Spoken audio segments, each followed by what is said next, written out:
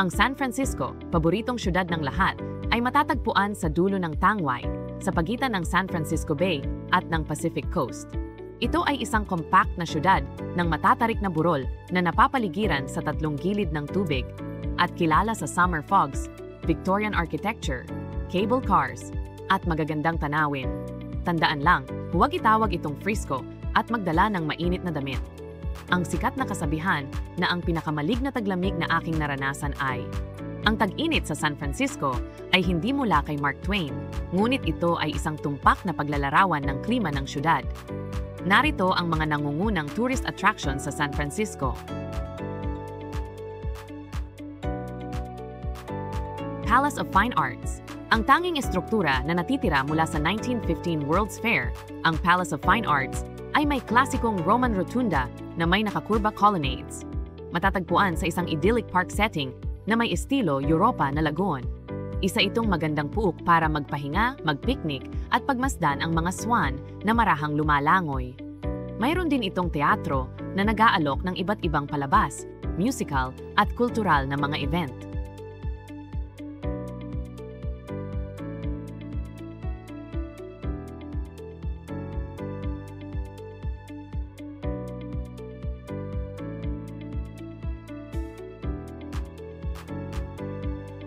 Chinatown.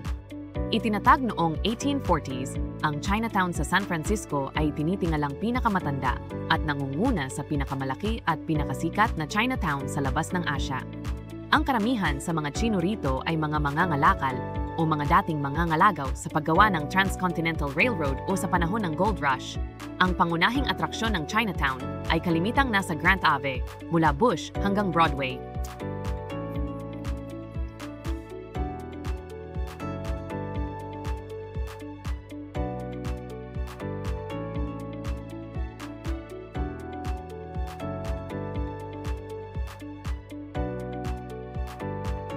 Alamo Square. Ang Alamo Square ay isang residential park at kapitbahayan na famous sa hanay ng Painted Ladies, ang iconic na Victorian houses sa silangang dulo malapit sa Steiner St. kasabay nito. Marami pang beautiful Victorian homes ang nakapalibot sa park. Ang parke ay may palaruan at tennis courts at dinarayo ng locals, turista at mga pet owners. Sa mga araw na malinaw ang panahon, ang Transamerica Pyramid at ang mga dulo ng Golden Gate at Bay Bridge ay makikita mula sa gitna ng park. Transamerica Pyramid. Nakatayo sa sentro ng Financial District, ang Transamerica Pyramid ay isa pa sa mga kahanga-hangang landmark ng San Francisco bukod sa Golden Gate.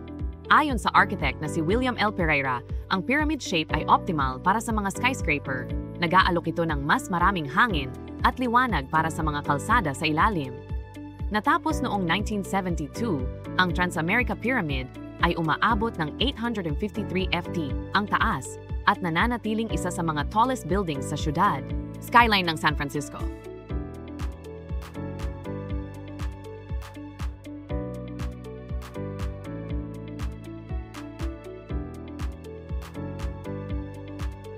Ika-6 sa Lombard Saint. Nasa pagitan ng Hyde at Leavenworth Streets, ang Lombard Street ay famed bilang ang pinaka-winding saint sa mundo. Subalit ito ay hindi pinakapaikot na saint sa San Francisco o ang pinakamatirik. Ang seksyon ng Lombard na may H zigzag turns ay dinisenyo upang paginhawahin ang steep hill. Ang maximum na bilis sa parting ito ay 5 mph lamang.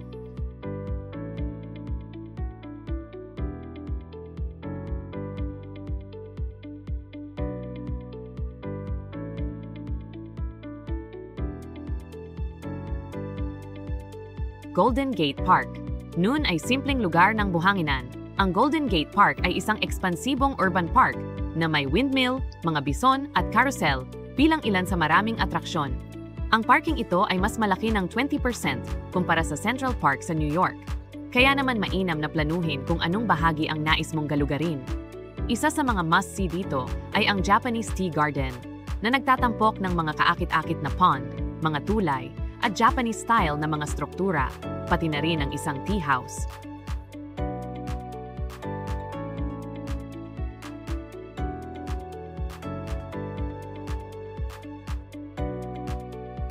Cable car.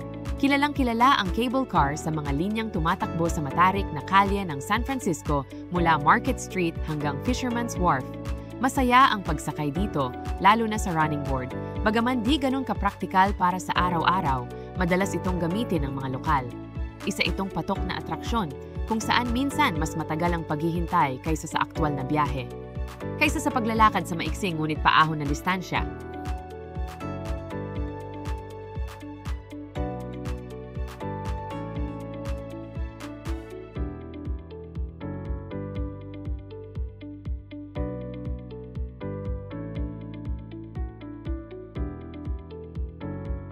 Alcatraz, madalas na tinutukoy bilang The Rock, ang maliit na isla ng Alcatraz ay nagsilbing parola, militaring pagtatanggol at bilangguan.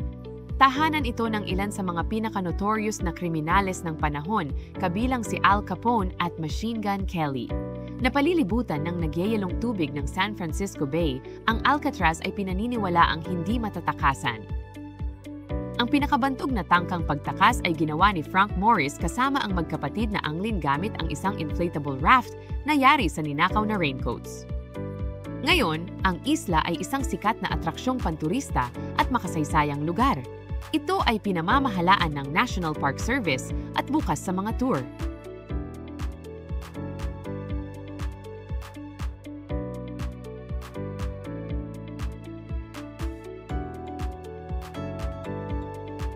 Fisherman's Wharf. Isa sa pinakasikat na atraksyong panturista sa San Francisco, ang Fisherman's Wharf ay umaabot mula Pier 39 hanggang sa dulo ng Municipal Pier sa Aquatic Park. Mahigit isang siglo na, ang makasaysayang waterfront nito ang naging sentro ng fleet ng pangingisda sa San Francisco at kilala pa rin sa pagkakaroon ng ilan sa pinakamagandang seafood restaurant sa lungsod. Iba pang atraksyong panturista sa wharf ay kabilang ang mga tindahan ng souvenir, historikal na mga gusali, magagandang tanawin sa ibabaw ng bay, and ang sikat na mga sea lion sa Pier 39.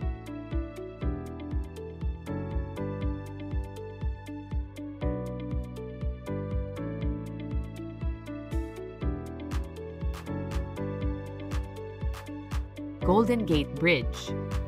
Ang Golden Gate Bridge ay isang suspension bridge na tawid sa Golden Gate, ang kipot sa pagitan ng San Francisco at Marin County. Natapos noong 1937 matapos ang 4 na taong konstruksyon.